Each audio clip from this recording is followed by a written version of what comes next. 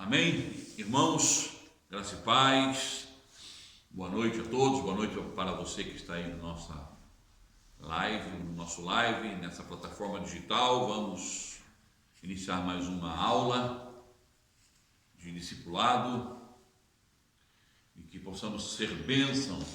O Evangelho ao alcance de todos é o livro, é o material que estamos estudando.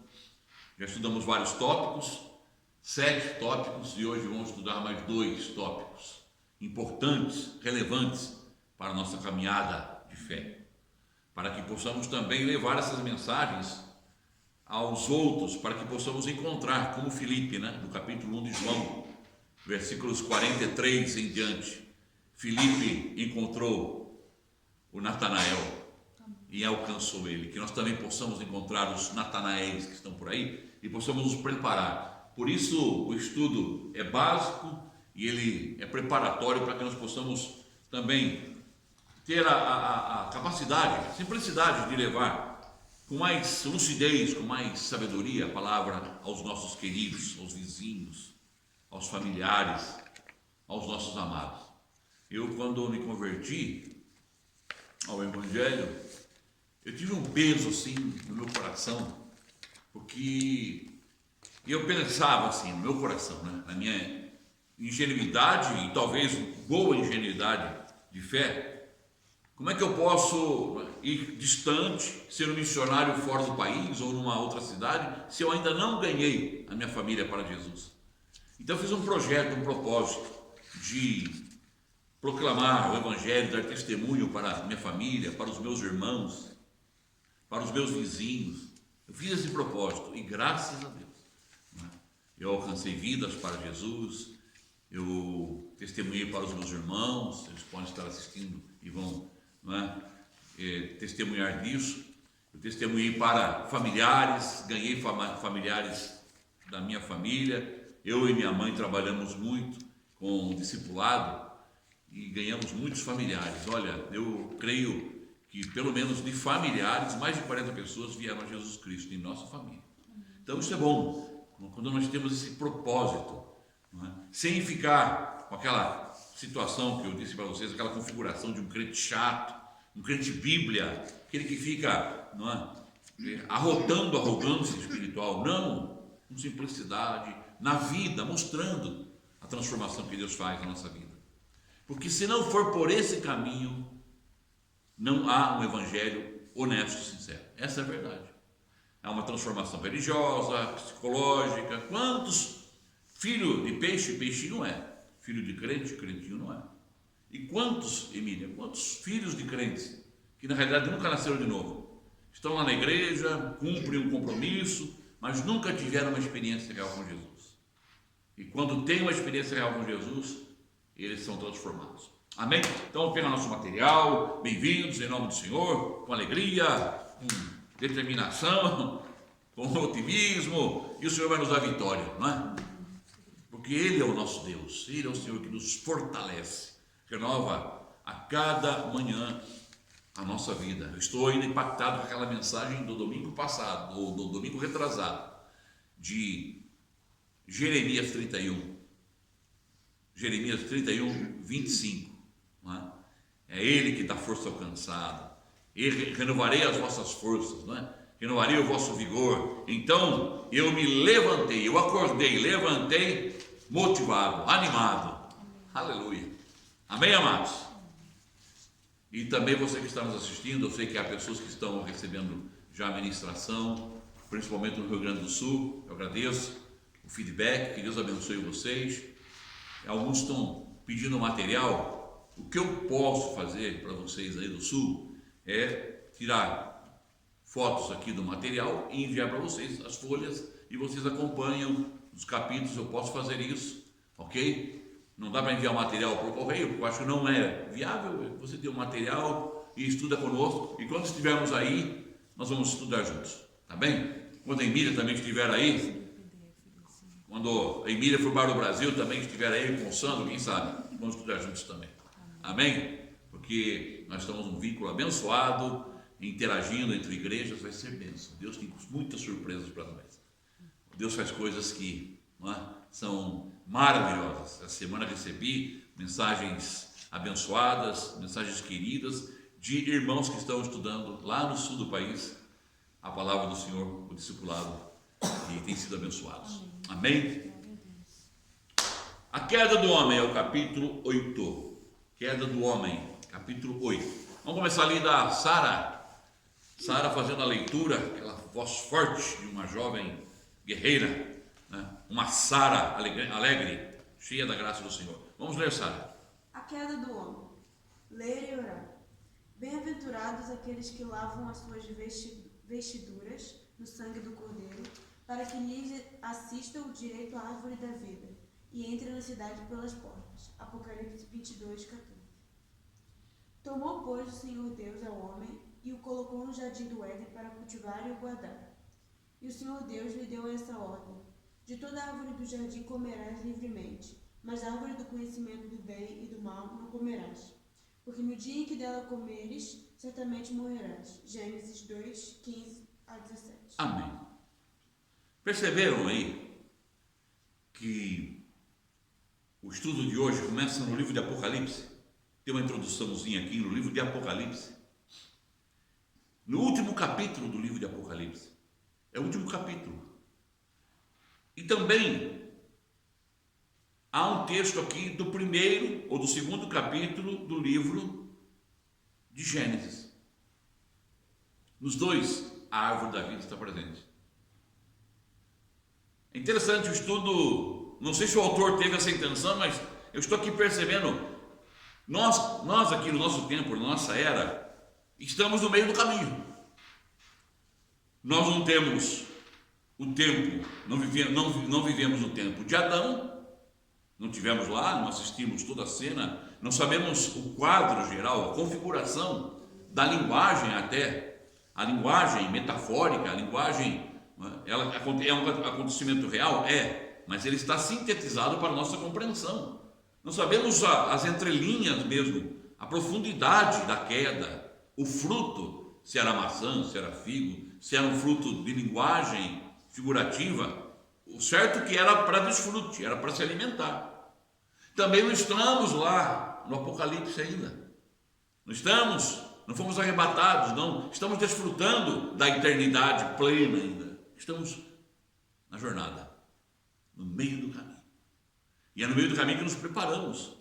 Lembram-se daquela parábola, me vem à memória, capítulo 15 de Lucas, das virgens, as nécias e as sábias, as loucas e as prudentes. Estavam caminhando, iam para o casamento e tinham que ter lâmpadas, porque elas iam caminhar na noite. 5 levaram óleo de reserva, 5 não levaram nada, ficaram pelo caminho. Que nós sejamos as 5 virgens com azeite para caminhar, chegamos aqui na árvore da vida. Amém? Então tudo aqui, o universo, a história do universo, das eras, desde a criação até a redenção de tudo, a contemplação de tudo, está presente a árvore da vida. A árvore da vida é o desejo, porque o que é a árvore da vida? Nós vamos perceber. Quem pode ler aqui? Primeiro tópico, dá para ler aí, esposa? Primeiro tópico. O que diz aí? A origem da queda, Gênesis 2, 15 a 17. Acontece em ambiente e estado de santidade. Deus os abençoou. Acontece em ambiente e estado de santidade. Nós já lemos exaustivamente. Deus cria o homem do pó da terra, já falamos na aula passada, já falamos das implicações, já aprendemos, pelo menos basicamente alguma coisa. Agora, que ambiente era esse do Éden? E não só do Éden, de toda a terra formada por Deus. O ambiente era um ambiente de santidade, um ambiente justo, um ambiente de paz, de plena santidade. Foi nesse ambiente que o homem estava. Porque a palavra declara que Deus fez o homem, a mulher, e os abençoou. E disse: sede fecundos, multiplicai, enchei a terra, abençoai a terra, trabalhai a terra. O homem foi criado nessa ambiência de santidade. Essa é a esfera. da criação. E a queda, o pecado, a rebelião do homem acontece nesse ambiente. Hoje é mais fácil a gente entender por que o pecado, né? Porque a gente é rodeado de muita coisa errada. Mas naquele ambiente, às vezes a gente fica pensando, num ambiente tão santo. Sim, mas por quê? Porque essa visão do pecado que nos rodeia é uma visão também secundária. Porque a visão primária, o pecado está aqui. Nasceu no coração do homem.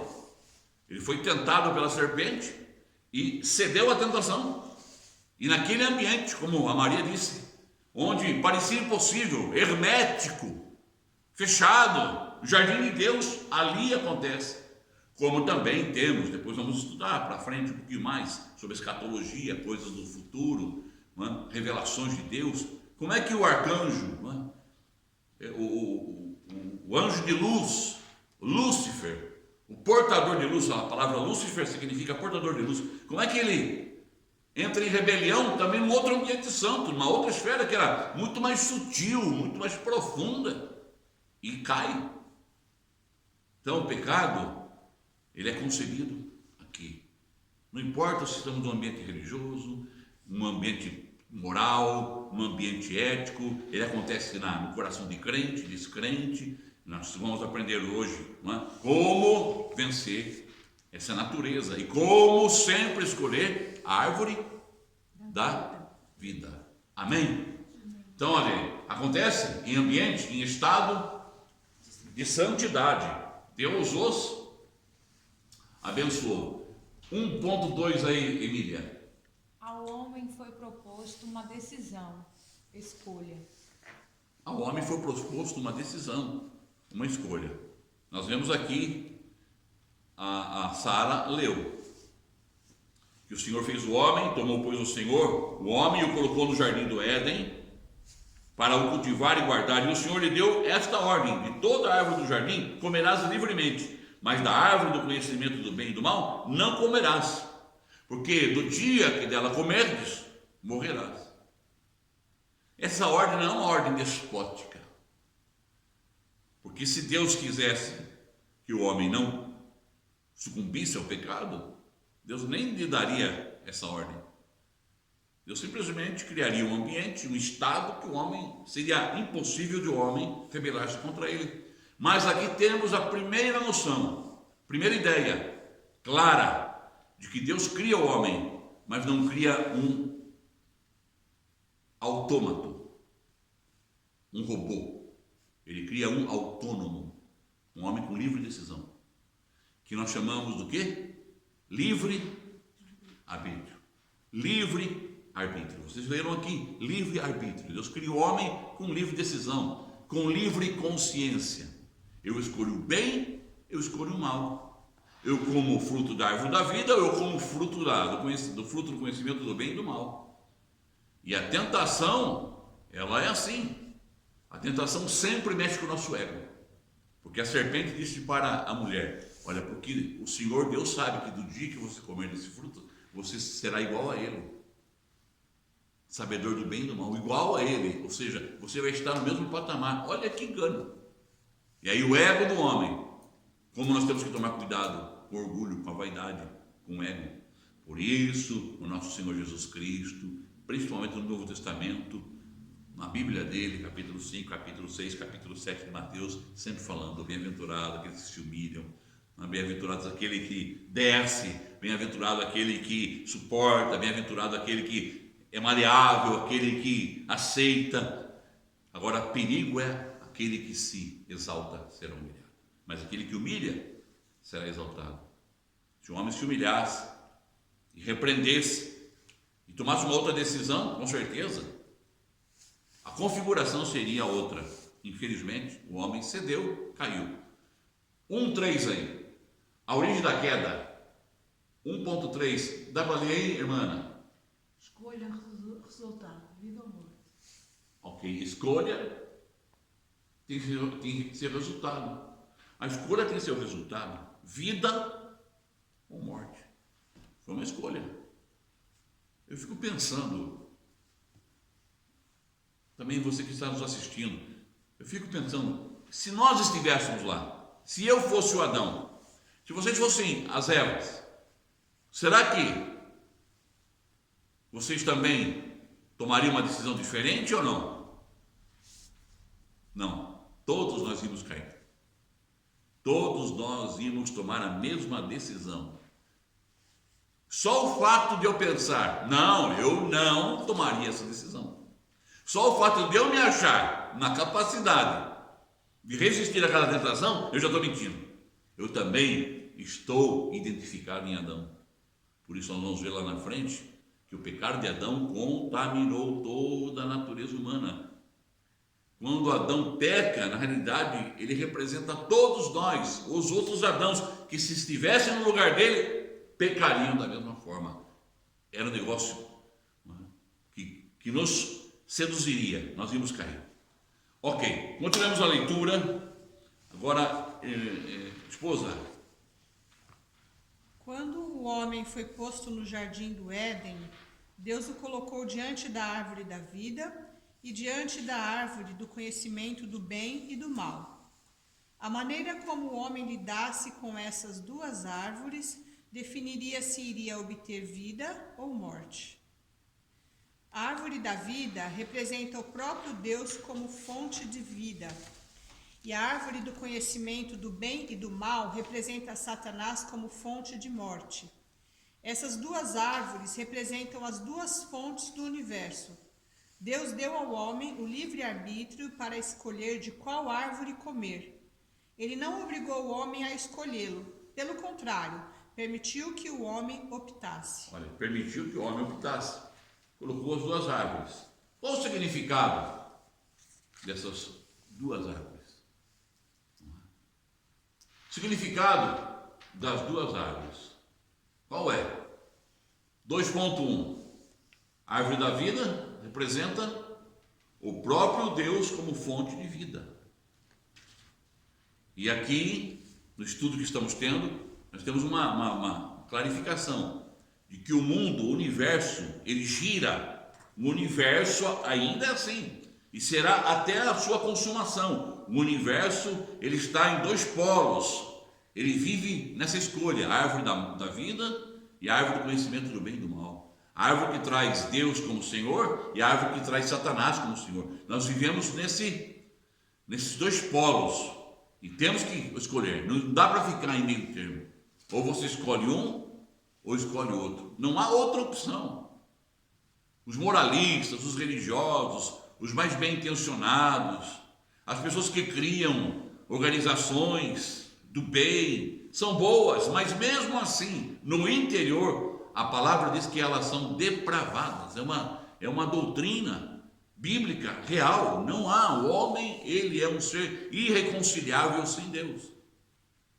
Ainda que ele faça bem, o seu bem ainda não tem valor nenhum. Isaías chega a dizer, o Senhor fala na boca de Isaías, dizendo para aquele povo, porque as vossas obras, as vossas justiças, são para mim o quê? Trapo de imundícia. O que era o trapo de imundícia naquela época? Era o que as mulheres usam hoje, absorvente, para menstruação. As mulheres usam, quando estão menstruadas, tem um absorvente, para quê? Não é? A menstruação, ela seja absorvida. Ele fala sobre isso. Que naquela época, na cultura da mentalidade judaica daquela época, isso era um momento, não é? Que a mulher não podia ser tocada, o homem não podia tocar naquilo, porque era imundo. Então veja bem como Deus trata, como Deus compara a justiça do homem. Ou seja, nenhuma pessoa, por mais boa que seja homem ou mulher, seja religioso ou não, seja pastor ou seja ateu, nenhum homem por si mesmo tem justiça própria. Vive na escolha. Árvore da vida, árvore do conhecimento do bem e do mal. São dois polos. Estão no universo. E nós temos que... A árvore do conhecimento do bem e do mal, ela configura o quê? Ali, Maria. Satanás como a fonte de todo mal. Aleluia. Nos ajuda, mas esse não dá. Satanás como a fonte de todo o mal. Então, a árvore do conhecimento do bem e do mal, ela configura isso. Satanás como fonte de todo o mal. Nele não há nada de bom. Jesus disse: o ladrão não vem senão para matar, roubar e destruir. No capítulo 8 de João, ele diz assim: porque ele é mentiroso desde o princípio. E diz para os judeus que se chamam religiosos, leia o capítulo 8 de João. Ele diz para aqueles fariseus, aqueles saduceus, aqueles zelosos, aqueles que eram promovedores da religião judaica, eles diziam: nós temos como pai Abraão, e se vangloriavam da fé do pai Abraão.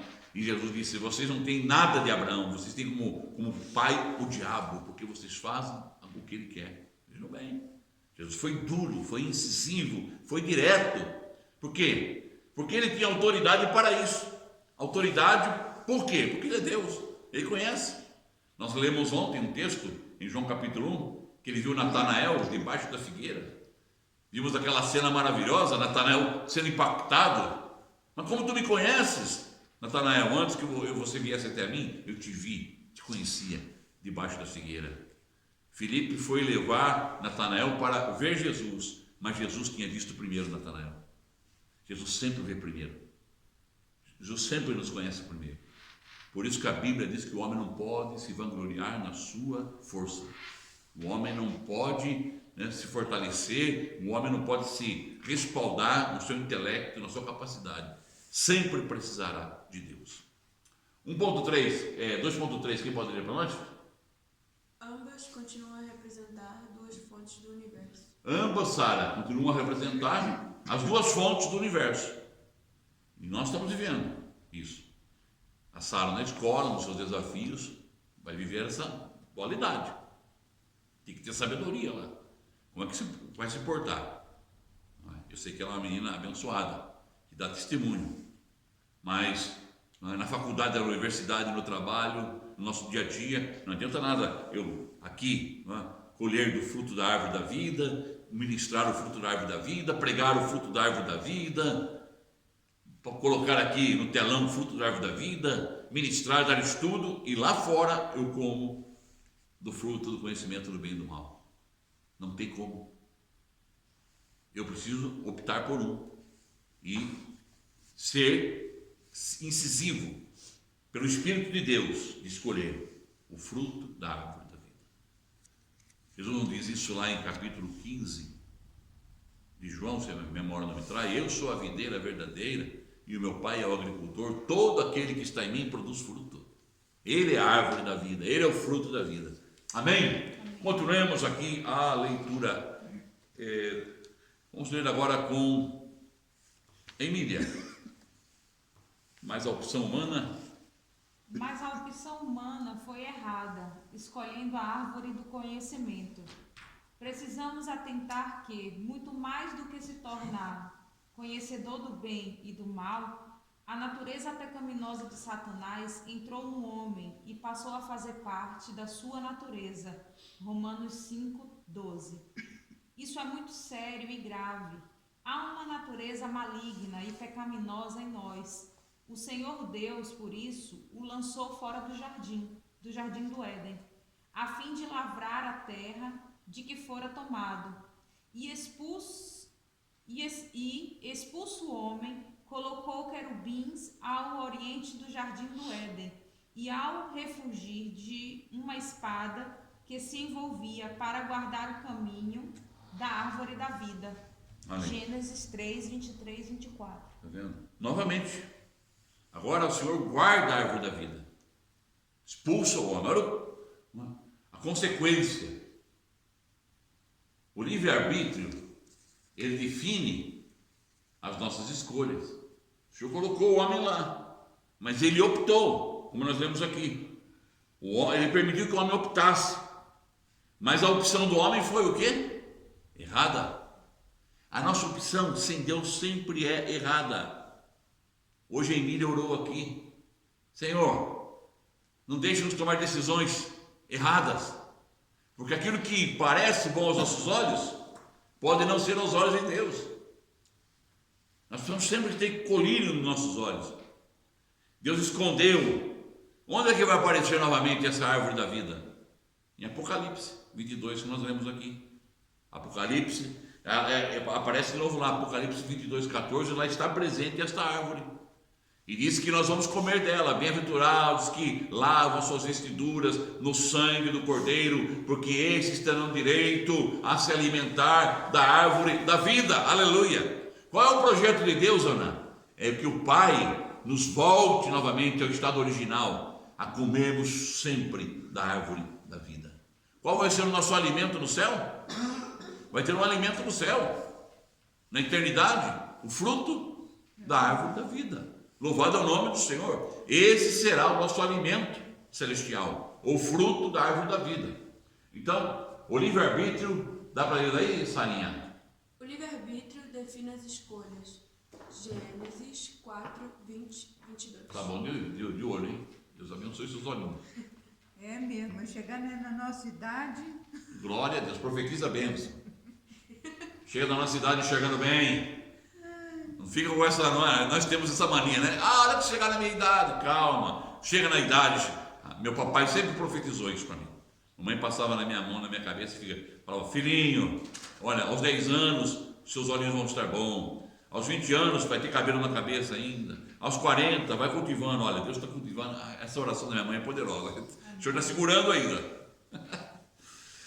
Mas olha a importância. Essa árvore da vida evitaria. A árvore da vida evitaria todas essas nossas mazelas. Por que, Maria, as nossas células envelhecem?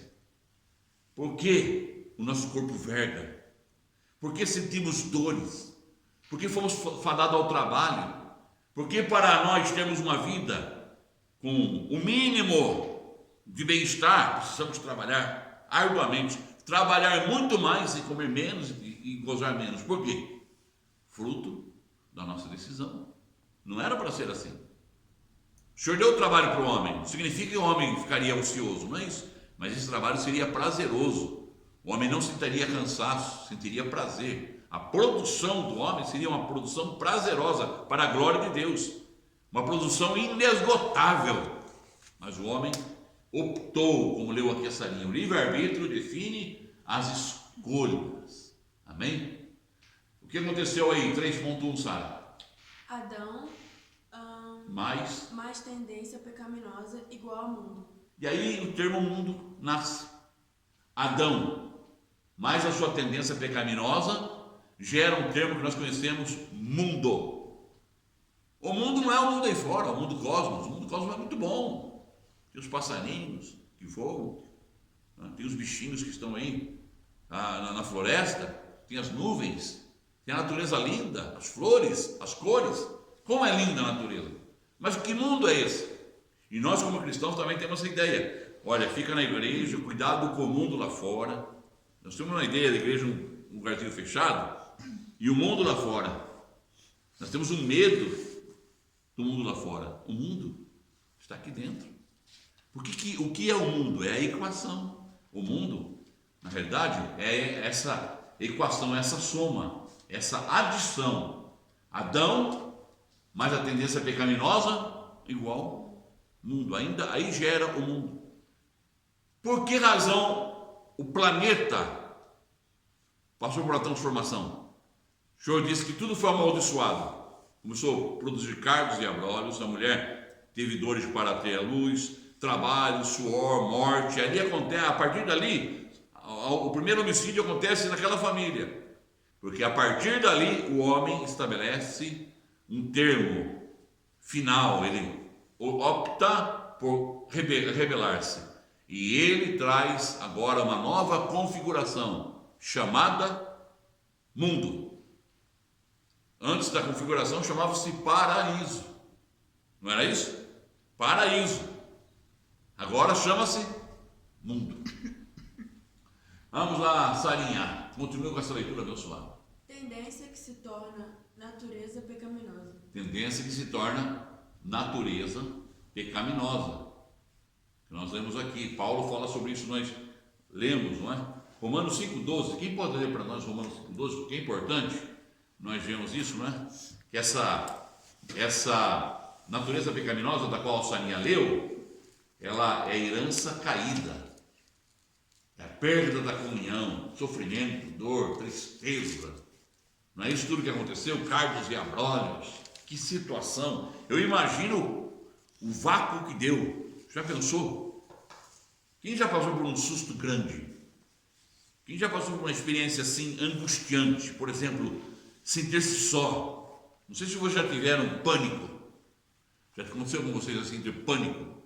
Dá um pânico grande, está num elevador, de repente para tudo. E você não sabe se sobe, se desce, onde você está, apaga a luz, você está num lugar fechado, aí te dá quase uma claustrofobia, e você se sente que não tem chão mais. Já pensou o estado que ficou esse homem depois da queda? Sendo expulso do paraíso, e aí sendo lançado naquilo que ele mesmo criou. Quem criou o mundo? Foi o homem que deu a autoridade para Satanás. O homem deu a chave para Satanás. O homem disse assim para Satanás: olha, está aqui a minha chave. O Senhor fechou a chave do paraíso, porque ali o Adão não entrava mais. Mas a outra chave do mundo que o homem governava, o homem entregou para Satanás. Aí tornou-se esse caos que nós vemos por aí. Natureza humana pervertida, dilacerada, não é? E só pode ser resgatada em Deus, na árvore da vida, voltando a alimentar-se dela. É Romanos 5,12 que eu falei, não é? Quem tem aí a leitura, pode ler, Sara. Portanto, como por um homem o pecado entrou no mundo, e pelo pecado a morte, assim também a morte passou a todos os homens, porque todos pecaram. Olha, herança. Como por um homem entrou o pecado no mundo, assim esse pecado se espalhou. Esse Covid do Adão se espalhou. Agora estão dizendo que o Covid, já estão falando, concluindo que o Covid foi um vírus que escapou de um laboratório. Deus tinha dado um laboratório para o homem chamado paraíso. E o Senhor falou: cuida desse laboratório. Mas o homem deixou escapar. O pecado vazou. E todos nós hoje, nós temos a mesma natureza adâmica. Herdamos, não é? Herdamos, tendência que se torna a natureza pecaminosa em nós. Nós somos resultados das nossas decisões. Essa história de Adão escolher, todo dia está diante de nós também. Não está só naquele tempo. Todo dia há uma árvore da vida e há uma árvore do conhecimento do bem e do mal para nós decidirmos que fruto vamos escolher, que fruto vamos nutrir. Se nutrirmos do fruto da árvore da vida, vida. Se nutrirmos do fruto da árvore do conhecimento do mal, Satanás, morte. De qual árvore nós temos nos nutrido? Não é? Continuemos a leitura.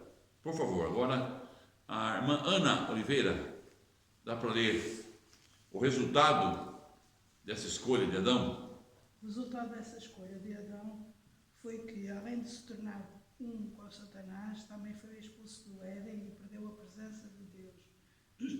Sem a presença de Deus, o homem precisou procurar coisas para preencher o vazio que havia dentro de si. No Éden, ele não precisava de procurar com sustento, porque Deus o sustentava. Não precisava buscar alegria, porque Deus era a sua alegria. E não precisava de procurar com segurança, pois Deus era a sua segurança. Deus havia preparado um jardim aprazível para o homem, porque queria que ele tivesse prazer, alegria.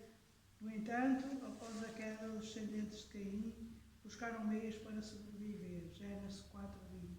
Alegria por meio dos instrumentos musicais.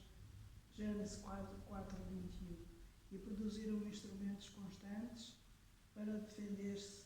Gênesis 4:22. Essa é a situação do homem sem a presença de Deus. Você vê? Ali, logo depois da queda, nós temos a morte, né, de Abel.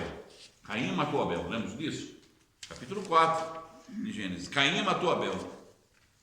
Deus deu uma sentença para Caim. Caim saiu da presença da família, ficou vagante no mundo. Depois Caim casou, conheceu. Por isso que eu falo que Adão, para mim, é uma raça, não é? Havia muitos Adãos, havia muitas. Uma geração que ele conhece sua mulher. E aí, ele constrói uma cidade. Primeira cidade de segurança. O homem que tinha Deus como segurança precisa construir cidades agora para estar seguro. Leia no capítulo 4 aí, os filhos de Caim, né, eles começam a construir ferramentas, armas para defender. Porque eles precisavam também o quê? De guerrear. Além de ter segurança na cidade, precisavam proteger a cidade contra os ataques do inimigo. Criaram armas. Depois veio a tristeza, porque eles não tinham tristeza. O Senhor era o louvor deles, o Senhor era a proteção deles, o Senhor era a segurança deles, o Senhor era a torre forte deles. Não tinham mais.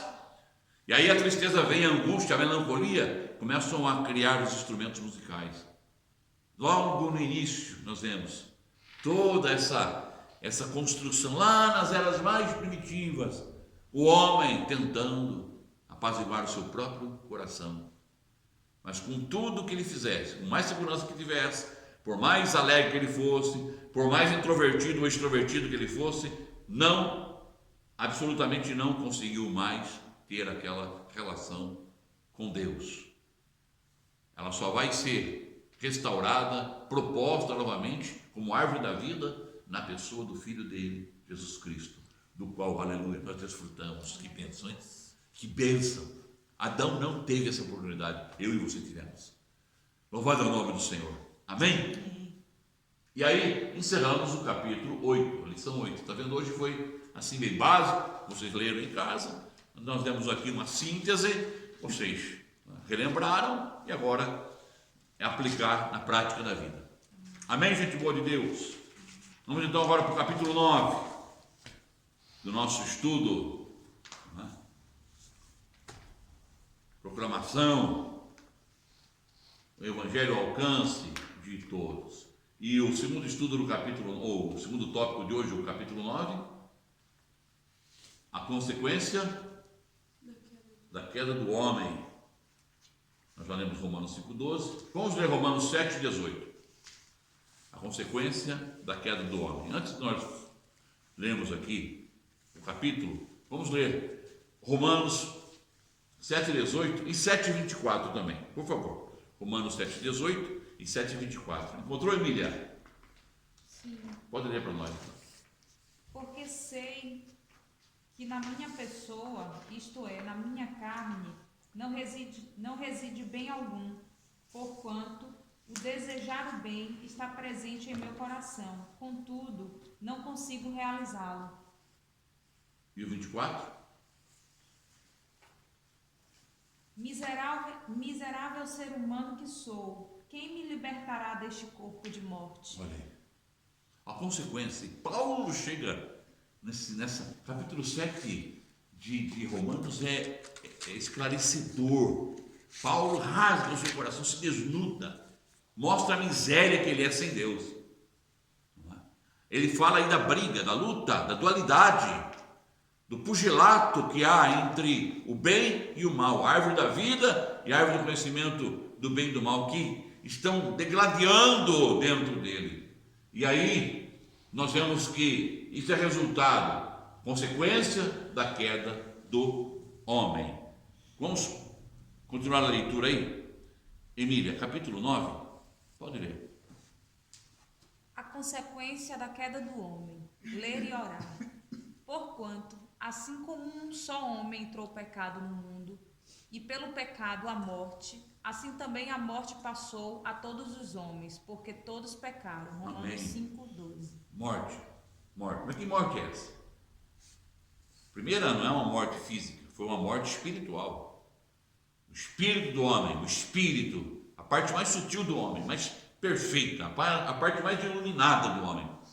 Em Provérbios 20 e 27, a palavra do Senhor diz que o espírito do homem é a lâmpada do Senhor, onde a luz do Senhor se manifestava, se projetava, se expandia. Apagou. É como se uma vela estivesse acesa e nós colocássemos o dedo e apagássemos, e tudo ficou em trevas. O homem morreu. Essa morte é uma morte espiritual, que produziu a morte física. A vida do homem começou a ser limitada. Ela começou a ser governada pelo espaço-tempo. O homem se sujeitou ao espaço-tempo. Não é? Isso é a consequência da queda do homem. Eu pus aqui contaminação e depravação e suas consequências. Maria, lê para nós aí o estudo, continua aí. Aqui, né? É. Aqui. Ao comer da árvore do conhecimento do bem e do mal, Adão não comeu um ramo, mas o fruto. O fruto contém o poder reprodutor. Desta forma, ao comê-lo, recebeu a natureza de Satanás. E em seu interior, e a natureza pecaminosa passou a ser parte dele. Após a queda do homem, o homem que fora criado segundo a imagem e semelhança de Deus, para conter o propósito de Deus, recebeu em si o pecado. Amém. E foi corrompido. Foi corrompido. Então, contaminação e depravação e suas consequências. Isso dá um estudo muito profundo, mas no nosso caso, vamos ser bem básicos. O pecado original e a herança adâmica. Ou seja, ele pecou e ele transmitiu. Portanto, assim como por um homem, Adão, entrou o pecado no mundo, e pelo pecado a morte, assim também a morte passou para todos os homens, porque todos pecaram. Essa é a herança. Aquele primeiro vírus transformou-se numa pandemia que contaminou toda a raça humana, desde Adão até os nossos dias. E aí podem vir os moralistas, os filósofos, podem vir os religiosos, enfim, os reveladores, anjo, querubim, serafim, dizer que não é assim. Não. A realidade do nosso dia a dia prova que é assim. Quem consegue ser santo no sentido absoluto? É difícil, não tem. Todos pecaram e destituídos estão da glória de Deus. Nós precisamos da graça do Senhor. Lutamos para ser santos, lutamos para fazer o bem, lutamos para todo dia comer da árvore da vida. Lutamos. É uma batalha constante que está diante dos nossos olhos. É o que Paulo declara no capítulo 7 de Romanos: o bem que eu quero fazer está distante de mim, mas o mal que eu não quero fazer, eu sempre estou diante dele. Miserável homem que sou, quem me separará do corpo dessa morte? Olha a angústia que Paulo transmite aqui. Mas lá no final do capítulo 7 diz: mas graças a Deus que nos dá vitória por Cristo Jesus. Quem é a nossa vitória? Cristo Jesus. Terminarmos o nosso dia e dizer: Senhor, o Senhor é minha vitória. Por mim eu não consegui, mas o Senhor em mim conseguiu. Amém? Por quê? Porque nós herdamos isso. Adão era o cabeça de toda a raça, para o bem e para o mal. Em Adão, todos pecaram. Ok? Essa é a contaminação e depravação, trazendo as suas consequências. Continuemos a leitura aí, esposa. O corpo do homem. O corpo do homem, que era originalmente muito bom, após a queda tornou-se carne, isto é, a natureza do corpo mudou. Pois eu sei que em mim, isto é, na minha carne, não habita bem nenhum. Romanos 7, 18a. Pela queda, o pecado veio habitar em nosso corpo. Corpo do pecado, Romanos 6, 6. E o corpo da morte, Romanos 7, 24.